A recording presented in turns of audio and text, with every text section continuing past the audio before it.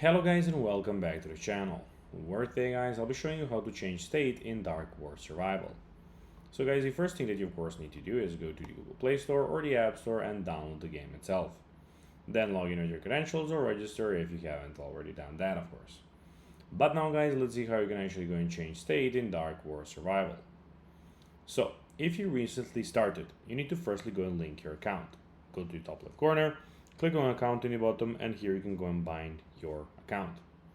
Then you need to go and click on, of course, to create a character and all of those things. So this is the first thing that you need to do. And then we have the state migration. So if you've already invested time in your account, you must wait for a state migration event. So state migration becomes available only during specific in-game events, typically after a season ends. If your state is eligible, a migration button appears in the season tab, and you can go and do it there. But if you want to just create an account and you want to do it now, you can go in, of course, and this account is not important for you.